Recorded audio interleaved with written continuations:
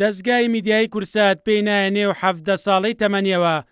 پاش چەندین ساڵ لە کارکردن، ئێستا ئەم دەستگایە لە نێو دایان دامەزراوەی میدیای کوردیدا یەکێکە لە پڕبینەرترین هۆکارەکانی ڕاگەیاندن لە هەرێمی کوردستان.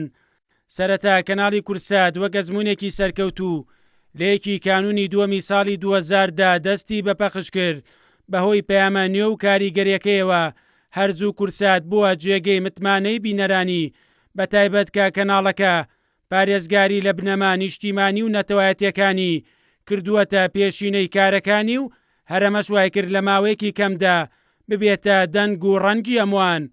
ئێستا دەستگای میدیای کورسات لە ڕێگەی دوو کەناڵی ئاسمانی و دوو ڕادیۆ و دوو وێبسایتەوە ڕۆژانە هەواڵ و زانیاری و بابەتە میدیایەکانی دەگەێنێتە زیاتر لە 40 ملیۆن کورد لەسەر ئاستی هەموو جیان.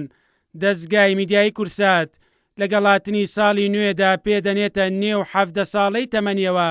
ئەمە لە کاتێکدایە سەرەڕایبوونی دەیان کەناڵ و دامەزراوەی میدیای کوردی بەردەوام کورسات بەهۆی جیاوازیەکەیەوە میوانی هەموو ماڵێکی کووردە و بووەتە بەشێکی گرنگ لە ژیانی ڕۆژانەی خێزانە کوردەکان لە ناوخۆ و دەرەوەی وڵات. ئێستا کەناڵی کورسات خاوەنی 18 پرۆگرامە و ڕۆژانە لە ڕێگەی دەیان بابەتی گرنگی میدیاییەوە خزمەت بە بینەرەکانی دەکات و لە دیارترین ئەو بەرنامانن کە جێگەی خۆیان لە دڵی هەموو کوردێکدا کردووەتەوە. سات لە دوای ساتیش تا دێت شاشە ڕەنگینەکەی کورسات دەبێتە دەنگ و ڕەنگی هەمووان. لە پاڵ ئەمەشدا لە ماوەی 24 کاتژمێری پەخشکردنیدا دووگەشتی هەواڵ پێشکەش بە بینەرەکانی دەکات. لە ساڵی نوێی تەمەنیشیدا دەستگای میدیای کورسات بە شێوازێکی نوێوە دێتەوە بەردیدەی بینەرانی و چەندین بەرنامەی سەرنڕاکێش پێشکەش دەکات، لە نێویاندا بەرنامەی بەناوبانگی گیانی کورد ئایدڵ.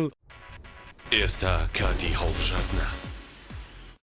لەگەڵ تێپەڕبوونی کاتدا دەستگای میدیای کورسات بەردەوام لە فراوان بووندا بووە و لە مانگی ئازاری ساڵی 2014دا کەناڵی کورسات نیوز کە تایبەتە بە هەواڵ و سیاسەت و بابەتە میدیایە گەرمەکان بووە داهێنانێکی تری دەستگای میدیای کورسات.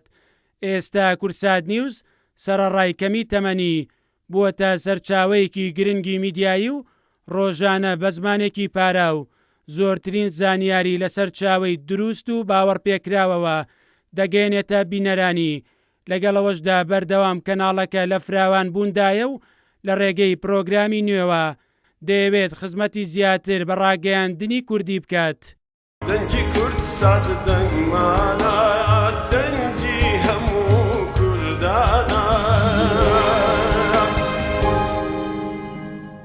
دەنگی کورسات دەنگی کوردانە. ڕادیۆی دەنگی کورسات یەکێکی ترە لە پرۆژە گرنگەکانی دەستگای میدیای کورسات و بە درێژایی 5 ساڵە ڕادیۆەکە گۆرانی و موزیکی ڕەسەنی کوردی بە گوێی بیسەرانی دادەدات. لە پاڵ ئەمەشدا هەموو سەری کاتژمێرێک گرنگترین زانیاری و هەواڵە گرنگەکان بە بیسەرانی ڕادەگەێنێت. هەموو ئەمانەش وای کردووە ڕادیۆەکە لە نێودیان ڕادیۆی کوردیدا ببێتە دەنگ و ڕەنگی هەمووان.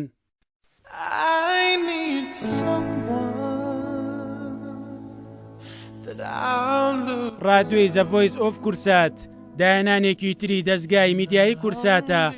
ئامانجی ئەم پرۆژەیە لە پاڵ پەخشکردنی ئاوازە بیانیەکاندا گەیاندنی هەواڵ و زانیاریەکانی تایبەت بارێمی کوردستانە بەو بیانیانەی کە ساڵانێکە لارێمی کوردستان دەژین بەهۆی ئەوەی ڕادیۆەکە تەنیا سەرچاوەیە لە کوردستان کە بە زمانی ئینگلیزی پەخش دەکات بووەتە هیوایەک بۆ ئەو بیانیانەی کە دوورن لە زێد و نیشتیمانی خۆیان. دەستگای میدیای کورسات مۆمی 16 ساڵەی تەمەنی کوژاندەوە. دەستگاکە دەوێت لەگەڵ هەڵگیرساندنی مۆمی 17 ساڵەی تەمەنی جیاوازتر لە ڕابردوو دەربکەوێت بە جۆرێک لە ڕێگەی پرۆژە میدیایەکانیەوە ببێتە ئەستێرێکی گەشتر لە ئاسمانی ڕاگەیاندنی کوردیدا. مەریوانە بڵا، کورسات نیوز، سلێمانی.